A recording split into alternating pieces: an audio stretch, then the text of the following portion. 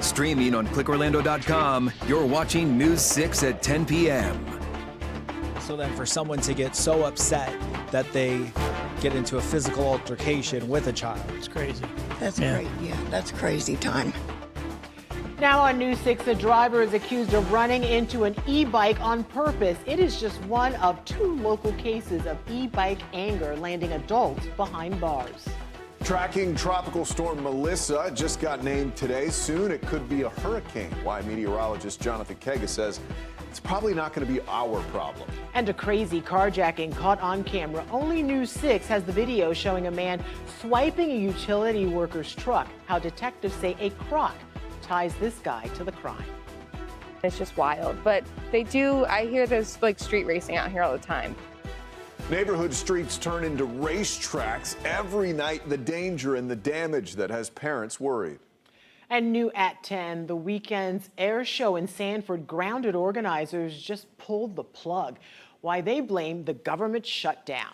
But we begin now at 10 tonight with e-bike anger. Adults accused of attacking teens.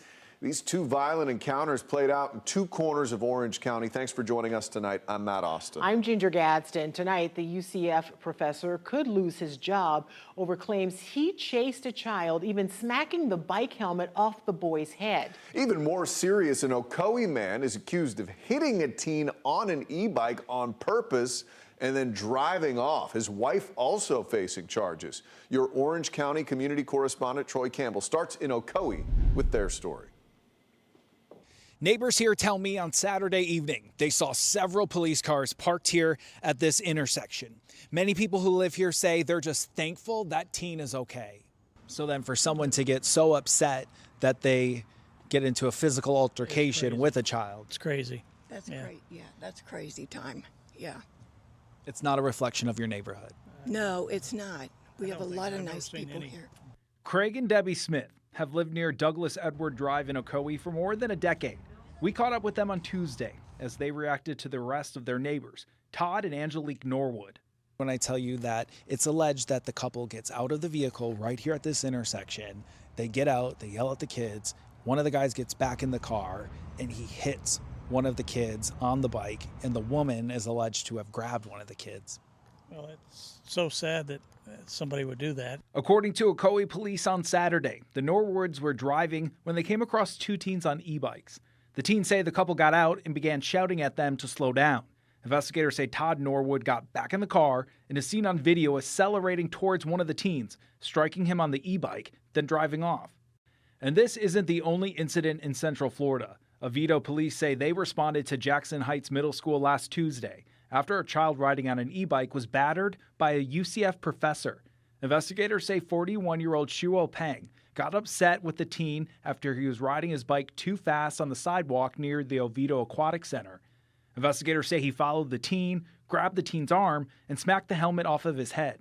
UCF tells us the professor who was arrested for battery is on paid administrative leave until the investigation is over. Jackson Heights Middle School says he was trespassed. So even right now as we're speaking, there's some e-bikes riding by. How often do you see e-bikes in this area, and what are your thoughts? Well, we're just starting to see some in the neighborhood, but a lot of kids use them to go to school. I mean, there's an elementary school right back here. And again, neighbors here say they're just thankful the teen was okay, and they hope nothing like this ever happens again. I'm your Orange County community correspondent, Troy Campbell, News 6. Our other top story, we are tracking Tropical Storm Melissa tonight. Yeah, the storm was just named today. Soon it could become the first Caribbean hurricane of the season. Meteorologist Jonathan Kagas is pinpointing its path, and it's some good news for Florida. Yeah, I think so. Our friends in the Caribbean, though, not going to be so lucky. I do think it's going to take its time to become a hurricane, though. It's going to be weak. It's battling some shear. We likely won't be talking about this thing becoming a hurricane until maybe the upcoming weekend. You see 2 distinct areas of thunderstorm activity. It's an indication to us, again, that it's getting beat up by some wind shear right now. This eventually is going to lift up to the north, but it's going to do so slowly. Watch these models. Again, this is going to be a westward shift. This is the first model runs we've had Hurricane Hunter data in. This is Sunday into Monday that it moves from here to Jamaica and then finally whips on out of here through parts of Cuba. I think anything that shows a landfall in Haiti is probably on the incorrect side of the model solutions, but I think it's the most likely scenario is to get this close to Jamaica, maybe on the western side of the island, and then work back towards the central and eastern Caribbean. As with that stall, we're going to be waiting for the next storm system to kind of swipe this thing back out to sea. We're going to talk much more about that part of the forecast coming up at about 10:19. Thank you, Jonathan. New at 10 tonight, new fallout as the government shutdown enters its third week with no end in sight. Organizers have pulled the plug on this weekend's Orlando Air Show in Sanford. Here's video of preparations from last year's show where the Blue Angels were due to be the headliners there. This year, the big draw was supposed to be the U.S. Air Force Thunderbirds and a U.S. Navy F-18 Super Hornet demo team. But since the military cannot take part, the show cannot go on at Orlando Sanford International. Organizers have already updated their webpage announcing new dates of October 3rd and 4th, 2026. Below that, a list of who was scheduled to fly in 2025. An early morning service call quickly turned into a carjacking. Video obtained exclusively by News 6 shows the dramatic moment someone steals a utility contractor's truck this morning. Now, the 22-year-old man deputies say is responsible is now facing charges. Your Orlando community correspondent Mike Valenti went to where this happened on Edgewater Drive. Surveillance video that we obtained from a business across the street shows the moment that utility worker pulls his truck into this driveway behind me. The video also depicts the moment that another man gets inside that truck and drives off. Caught on camera, this carjacking unfolds right along a busy road as drivers make their way to work. But let's back up just a few minutes, shortly before 7:40 a.m. Monday morning, when this truck pulls into the driveway. Deputies say this utility worker was waiting for his boss to get there to start a job. But instead, walking into the frame is this man, who deputies identified as 22-year-old Stefano Brutus. An arrest affidavit for Brutus states that the defendant asked the worker if he knew the bus route, or if the worker could give him a ride. When the employee said no to both questions, deputies claim an argument began. Watch closely as that argument turns physical. You can hear some yelling, but it's hard to make out exactly what they're saying. Deputies say the victim fought back, but as you can see in the video, it shows the suspect was able to get into the truck and back it up before it appears he briefly changes his mind, parks it in the driveway again, gets out, and follows the employee out of frame. Deputies say Brutus pushed the victim down onto the ground, leaving him with cuts and bruises. Then we can see the suspect run back to the truck and take off. The arrest affidavit claims that Brutus then got into a crash at Edgewater and Lee Road before ditching the truck and trying to get into other vehicles. According to the arrest affidavit, one of the pieces of evidence that Brutus apparently left behind here was one of his Crocs. And deputies say after he was arrested, he tried to run away from them at the booking facility. He's next slated to appear in court on Friday. As for the victim in this case, we texted a bit on Tuesday. He told me he's doing okay, but he's not up for an interview at the moment. He's an employee for Utility Partners of America, and at the time was doing contract work for OUC. I'm your Orlando community correspondent, Mike Valenti, News 6. Oh, a man accused of trying to rape and kill a woman on a trail in Orange County is now back behind bars indefinitely. This morning, a judge revoked the bond for Jacob Tillman. He's accused of attacking a woman back in July who was out running on the Little Econ Greenway Trail. He is charged with attempted murder and attempted sexual battery. Still early this month, a judge let him out on a $9,500 bond with this warning. If I get any inkling that you have violated the conditions of pretrial release, you will be arrested on a no bond warrant. You'll be put right back in jail and you will not get out. Shot on TikTok with a message meant for a witness in the case. Bond was revoked today after the lead detective testified the woman recognized the account and the screenshot. A 15-year-old is facing serious charges in Brevard County. Police say he threatened to carry out a shooting at a West Melbourne middle school. Palm Bay police say this is a photo of the threat the Stone Middle School student made against Central Middle School. According to police, when questioned, the teen admitted posting it. He was arrested in Palm Bay, where he lives. He is charged with making written threats to conduct a mass shooting. Cars doing burnouts and donuts in the streets. It's a problem we've seen before, but some homeowners in Windermere say this is happening every night now, and their frustration is building. Your West Orange County community correspondent, Tylisa Hampton, spoke with neighbors about a problem they say is keeping them up at night.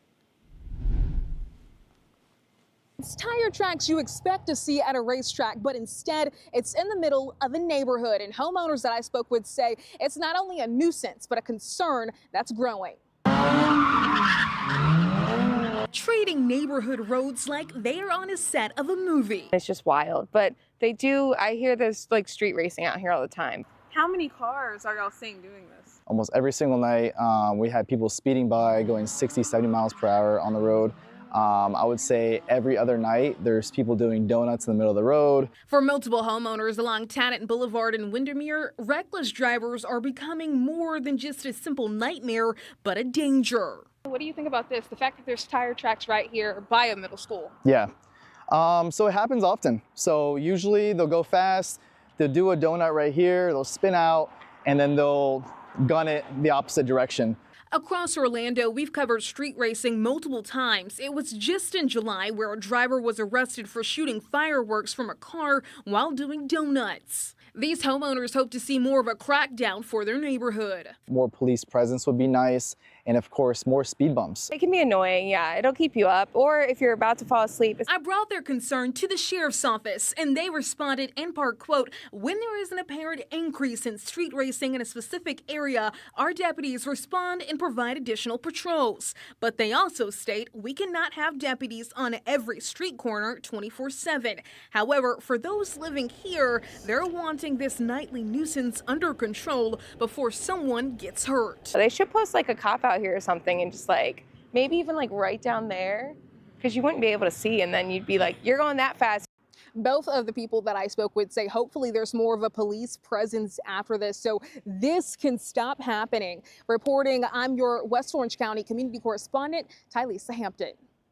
Florida is known for its python hunts. Now, the governor has a new partner to help stop the snakes.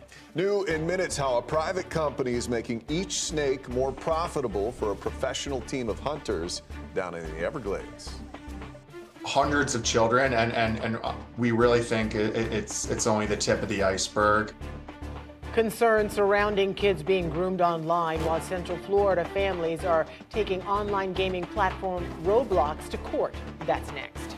You're watching News 6 at 10, live on a Tuesday night, covering Bay Hill, Cape Canaveral, and all of Central Florida.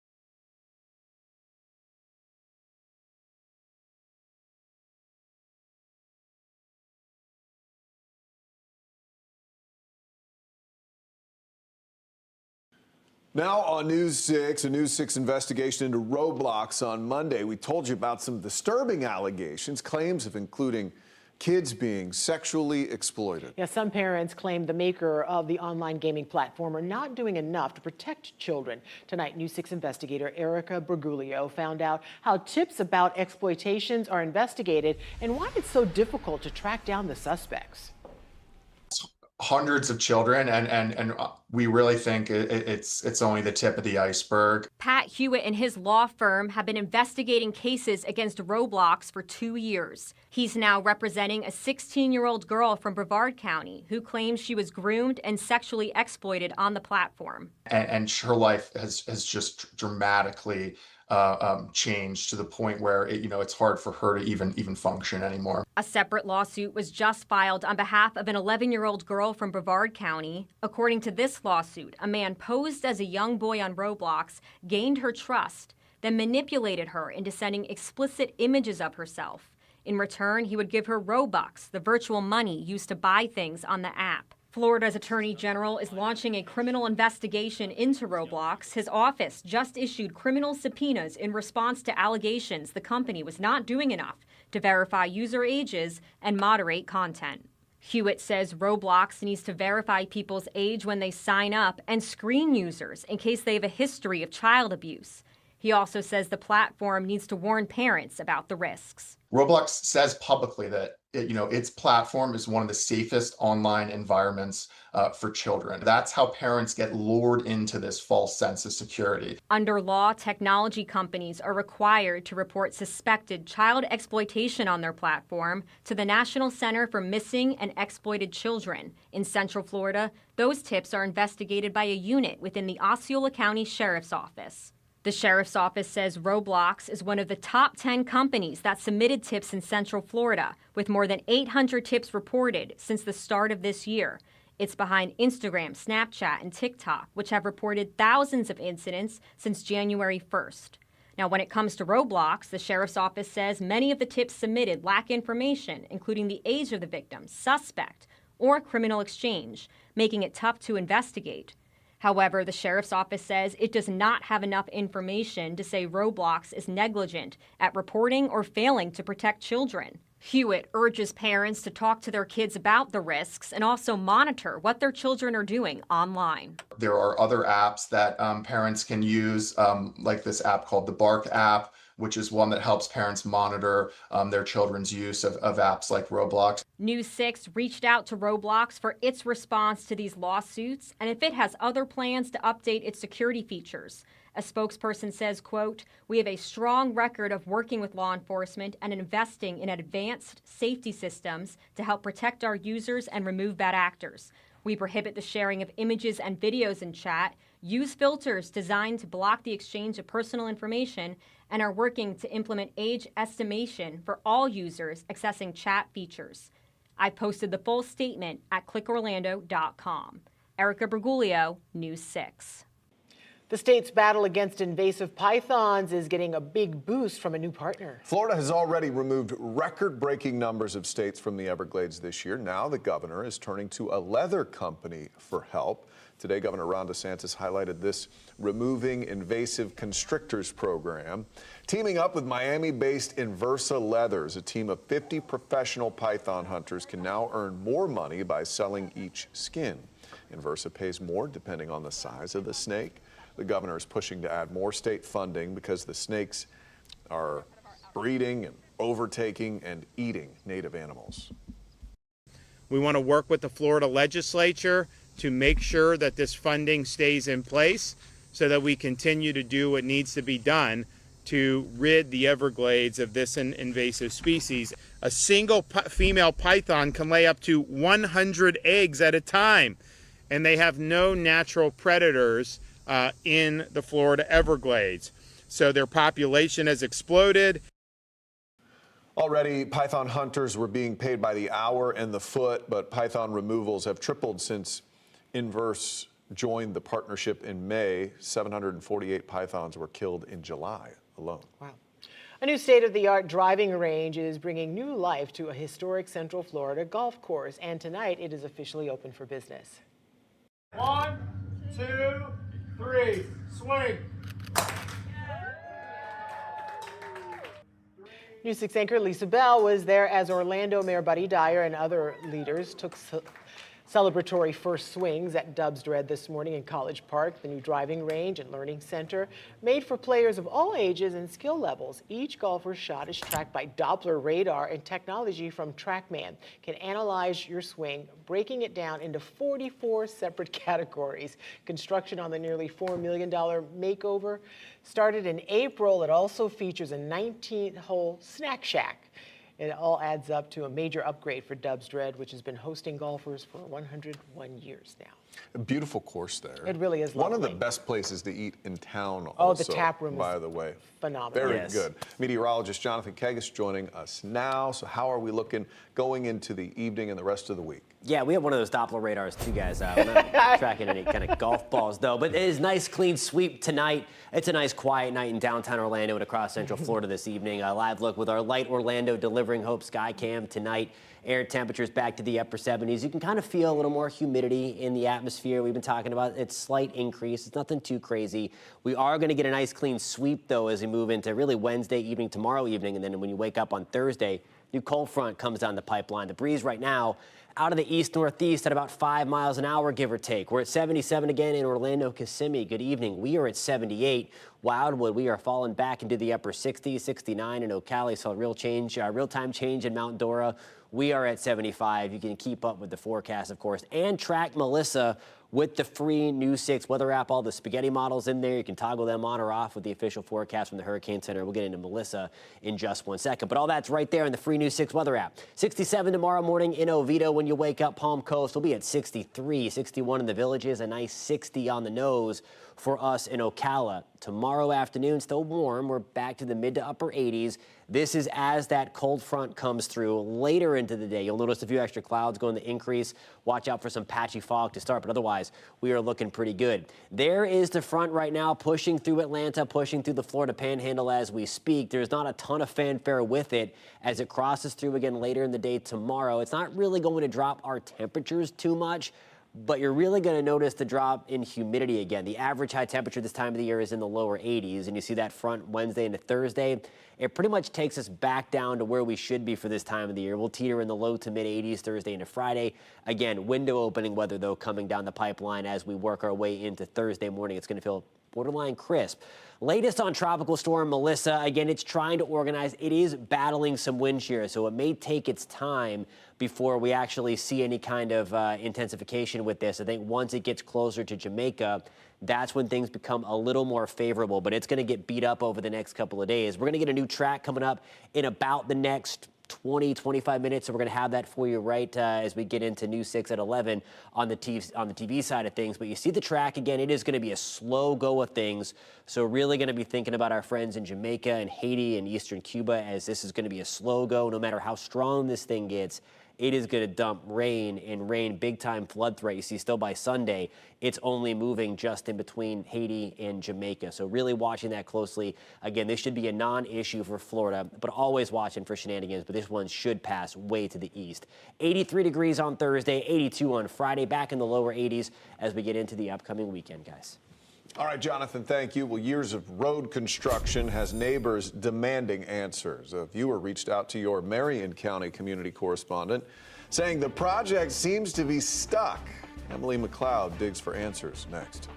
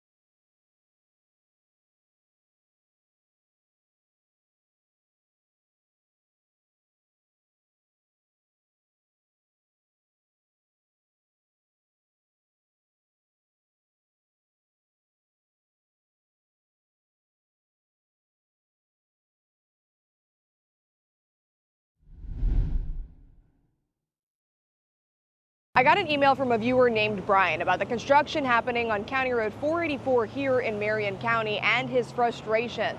He asked for my help to try and figure out why it's taking so long. So I called Brian up, met him here on County Road 484 to see the problem for myself and to try to get some answers. Do you feel unsafe driving on this road? Oh, yeah. You know, and all this construction and no one's working on it. Brian D. reached out to me to try and find out why a road project on County Road 484 has seemingly come to a stop. He says it's like nothing is getting done. Tell me, why did you reach out to News 6 about this traffic problem? Because the traffic is such a nightmare. I mean, if we drive this at 1 o'clock in the afternoon, even into the evening, the traffic is so terrible that getting through can take a half an hour just to get to I-75. And with all the construction that's happening, businesses along County Road 484 tell me it's impacting their bottom line. What worrying us is like month by month, the construction was so slow and so delayed. Like you see now, you don't see anybody working on that project for the last year. This project out here. Correct. Luis Acosta owns Country Lane Tack. His customers are having a hard time getting to his store with all of the traffic. When you have cars just piled in front of you that just cannot access here, it is, you know, people don't bother to come here. I reached out to the Florida Department of Transportation and asked them several questions about the project. They tell us in part, improvements on County Road 484 were temporarily paused as the project needed to go through a redesign to better work with the upcoming I-75 Moving Florida Forward project that intersects with that area. Active construction has not happened for many months. FDOT also tells me work is expected to begin within a month for parts of 484 at I-75 that will help reduce congestion. To read FDOT's full statement, you can head to clickorlando.com. I'm your Marion County Community Correspondent, Emily McLeod, News 6.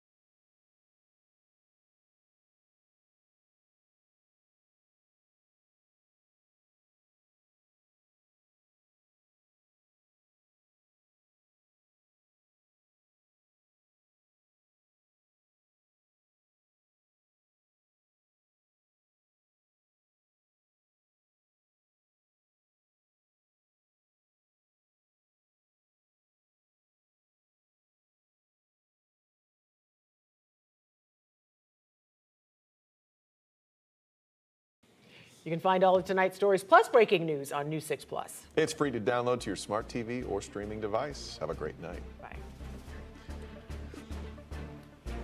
Man. Yeah. Ever since you